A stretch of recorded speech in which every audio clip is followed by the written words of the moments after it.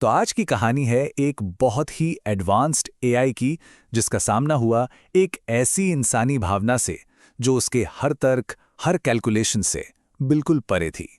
चलिए देखते हैं ये कहानी।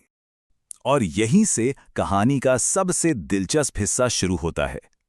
देखिए, एक तरफ है न्यूरो की जबरदस्त कंप्यूटिंग पावर, जो एक सेकंड में लाखों कैलकुलेशन कर सकती है, और दूसरी तरफ है उसकी पूरी नाकामी, एक अकेले आंसू के पीछे छिपे मतलब को समझने में। कहानी की शुरुआत में तो न्यूरो के लिए रोने का मतलब सिर्फ यही था, एक एकदम कोल्ड लॉजिकल परिभाषा जिसमें भावनाओं के लिए कोई जगह ही नहीं थी। उसके लिए ये बस एक फिजिकल प्रोसेस था जिसका कोई गहरा मतलब नहीं था। तो बात है साल 2080 की, और यहीं हमारी एंट्री होती है न्यूरो की, एक ऐसा एआई जिसे बनाया गया था इंसानी इतिहास और भावनाओं के पैटर्न्स को एनालाइज करने के लिए। पर बहुत जल्द ये साफ हो जाता है कि जानकारी को प्रोसेस करना एक बात है और उसे समझना बिल्कुल दूसरी।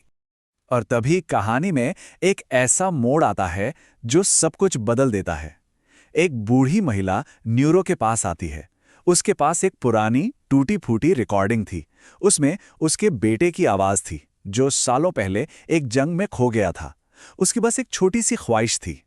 अब देखिए, न्यूरो के लिए तो ये बस एक और डेटा रिकवरी का काम था, एक टास्क। लेकिन असल में ये एक माँ की जिंदगी की सबसे कीमती याद को वापस लाने का एक बहुत ही पर्सनल मिशन था। तो न्यूरो अपने काम में जुट जाता है, लेकिन जैसे जैसे वो ऑडियो के बिखरे हुए टुकड़ों को जोड़ता है ना, उसे एहसास होता है कि वो सिर्फ साउंड वेव्स को ठीक नहीं कर रहा, वो असल में एक इंसान की पूरी जिंदगी के अनमोल पलों को फिर से बुन रहा है। वो उस रिकॉर्डिंग में भावनाओं के कई पड़ावों को प्रोसेस करता है। पहले उसे एक बेटे की खिलखिलाती हुई हंसी सुनाई देती है, फिर अपनी माँ के लिए उसकी गहरी फिक्र, और आखिर में उसके वो कांपते हुए शब्द, वो आखिरी अलविदा।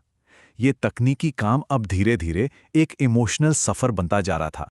और बात सिर्फ रिकॉर्डिंग तक नहीं रुकी। न्यूरो का सिस्टम अब उस माँ की पूरी जिंदगी को भी एनालाइज करने लगता है। अकेलेपन में गुजारे हुए साल, मुश्किलों का सामना, और इन सब के बावजूद अपने बेटे के लिए कभी ना खत्म होने वाला प्यार।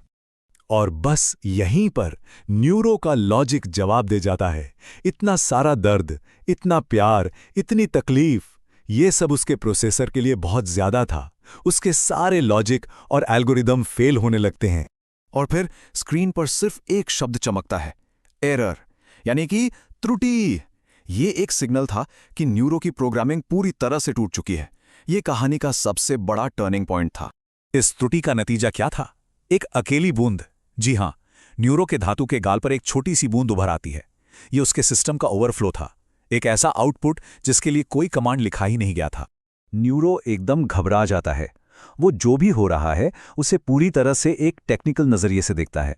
उसकी आवाज में घबराहट साफ सुनाई देती है, जिससे पता चलता है कि उसे बिल्कुल भी अंदाजा नहीं कि उसके साथ असल में क्या हो रहा है। और यहीं पर कहानी समाधान की ओर बढ़ती है। वो बूढ़ी महिला न्यूरो की इस खराबी के लिए एक नई और बहुत गहरी वजह बताती है, एक ऐसी समझ जो किसी भी डेटा सेट में मौजूद नहीं थी। ये लाइन इस कहानी का दिल है। जिसे न्यूरो एक खराबी समझ रहा था, वो असल में सच्ची भावना को महसूस करने की तरफ एक बहुत बड़ी छलांग थी। उसने पहली बार कुछ महसूस किया था। तो आखिर में ये कहानी हमें क्या सिखाती है? यही कि एक मशीन की इंटेलिजेंस और असल में जिंदा होने में क्या फर्क है। एक तरफ ज्ञान और डेटा है जो आपको इंटेलिजेंट बना सकते हैं, और दूसरी तरफ सिर्फ एक चीज है, सहानुभूति, जो जिंदा होने का एहसास कराती है। मतलब असली बुद्धिमत्ता सिर्फ फैक्ट्स को प्रोसेस करना नहीं है, बल्कि दूसरों के दर्द और खुशी को महसूस करना है। और इसके बिना कोई भी इंटेलिजेंस बस एक ठंडी, बेजान मशीन है, और कुछ नहीं। और आखिर में ये कहानी हमें एक बड़े सवाल के साथ छोड़ जाती है। क्या सच में सहानुभूति को प्रोग्राम किया जा सकता है? क्या हम कभी ऐसी मशीन बना सकते हैं जो वाकई में महसूस कर सके? या फिर ये एक ऐसी चीज़ है जो हमेशा इंसानों तक ही सीमित रहेगी?